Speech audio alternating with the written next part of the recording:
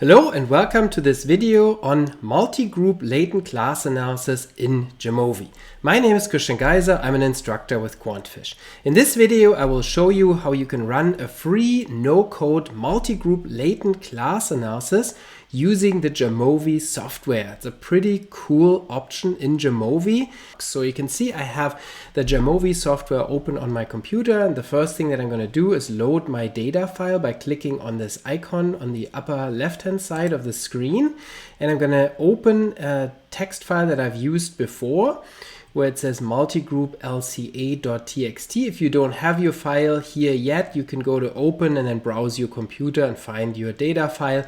Jamovi allows you to open data sets in SPSS format, Excel format, text format, and other formats. So let's open this text file, and then we will see that the data appear here on the left hand side. You can see that I have a variable age, and I have a gender variable, and then I have a bunch of items that refer to computer game preference. So this is about adventure games, action games, sport games, role play games, and other games. And they're scored dichotomously, 0 for I don't play this game, 1 for I do play this type of game. And we want to use latent class analysis to extract different latent classes and compare them across gender. So we want to find out, are there any differences in the preference for computer games between boys and girls. And so we can do that in Jamovi by using the Snow Latent module. If you don't see that in your point and click menu here, then you can go to modules on the right hand side. You can go to the Jamovi library and you can find the Snow Latent module there, and then you can install it, and then it'll show up here in your menu bar. And so I'm going to click on that. And so you can see that there's regular latent class analysis, which I show in a separate video, and then below that is multi-group LCA, and it even allows you to run a multi-level LCA and has a bunch of other cool options too, such as latent transition analysis and LCA LPA 3-step approach for covariates. So pretty great. So let's go to multi-group LCA for this demonstration, and you can see this looks quite like SPSS, where you have an input screen on the left hand side, you pick your variables, and then you have your output here on the right hand side, which is very convenient, and it's interactive output, which means it changes as you add or subtract options on the left hand side, which I like a lot. So you don't have to go back and forth between input and output like in SPSS. So we're going to pick our items here for the latent class analysis. Those are our 8 computer game items. I'm going to move them over into the variables field, and then you can see you could have covariates, which in this case we're not going to use, but we're going to use a grouping variable for the multi-group LCA, and so that's also required under this option. If you don't have a grouping variable, you can just select the regular latent class analysis option here. So then you can see that this function or this module here uses the GLCA option from R. So in the background, an R package is used here for this, and so you get a little bit of that syntax, and you get a little bit of the output here that you would also get in R, and then you get some nicer output below that in tables that are more nicely prepared. So you can see the default is we only get model fit. So the default also is a 2-class model, and we get a log likelihood value, AIC, CAIC, BIC, entropy, degrees of freedom, and a G-squared statistic, which is a chi-square statistic based on the log likelihood. So that's not really nearly all that we would want. So we're going back to the left hand side, and by clicking on analysis you can get additional output. And so what we would want is a table with absolute model fit. You can see when we select that, then we get additional fit for measurement invariance testing. So this uses the default 2-class model, And model 1 then is a multi-group model with measurement invariance. So that's also the default model that you can see here in the first table, because you can see the fit statistics are the same in table 1 as they are for model 1 in table 2. And then below that, model 2 is measurement invariance equals false. So this means model 1 is the two-class model where the conditional response probabilities of the 8 items are set equal across gender groups. Whereas model 2 is one where the class probabilities, the conditional response probabilities for the items can vary across classes. And so that way we can compare and see which model we like better. So I would go with the BIC probably. I like the BIC for class analysis. And you can see that here the BIC is lower for model 2, measurement invariance equals false. So this would prefer a two-class model then where we don't have measurement invariance. But that's not a great model. And in this case, it's because we really need 3 classes. So the two-class model is not enough. So let's pick a 3-class model.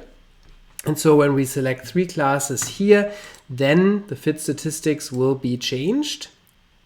Now you can see we get different fit statistics, and the BIC here is now lower for model 1. Measurement invariance is true, and it's higher for measurement invariance is false. So this would prefer a 3-class model with invariant conditional response probabilities. That's a model that makes more sense, because then you can compare the class sizes across gender groups. If you have different classes, then you're comparing apples and oranges. So the class profiles, the conditional response probabilities really should be invariant across groups, unless you really think they are not, but that's typically the solution that we would want.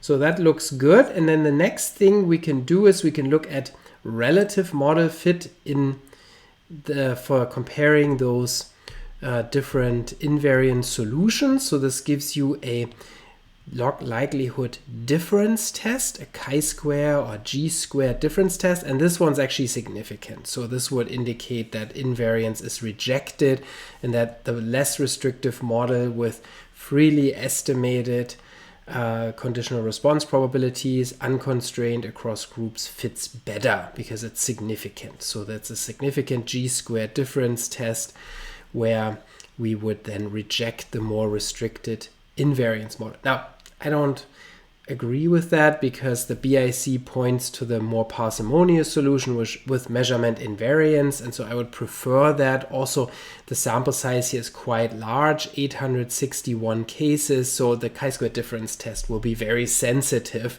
to class differences between genders, even if there's maybe just one item where the conditional response probabilities differ a little bit between groups. This test will be significant. So I would go with a BIC, which would point me to the measurement invariance equals true model.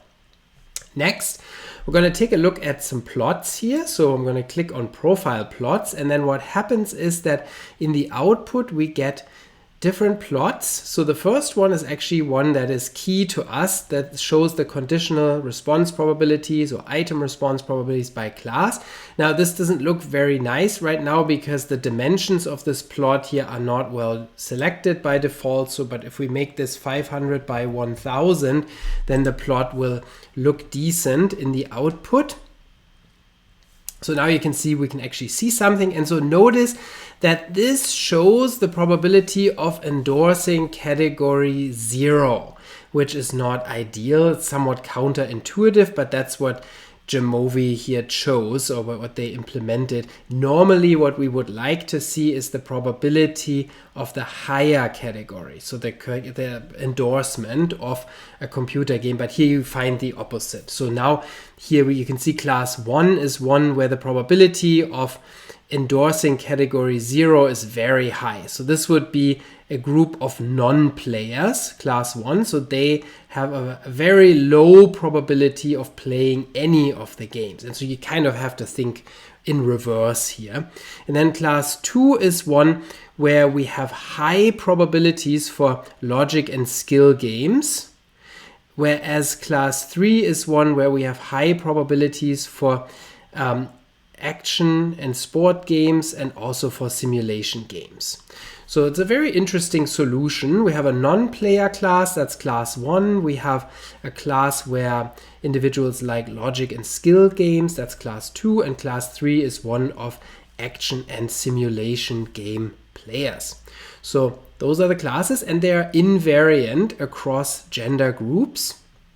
So now we can take a look at the class prevalences, and we can look at that by looking at these graphs. So these give the overall class proportions, which shows you in class 1 we have about 40%, class 2 we have about 20%, and class 3 we have also about 40% overall, so throwing both genders together. And then you also get this by gender group, which shows you there are some gender differences here. So on the left hand side we have gender group 1, and then on the right hand side we have gender group 2. Now I prefer looking at these in terms of the actual numbers, because I find it hard from this plot to really see, okay, what is what. And so I, in this case, actually prefer the prevalences by class and by group in a table. And you get these when you go to the left hand side and you click on prevalences here down at the bottom, and then you get additional tables at the top. So here we have the overall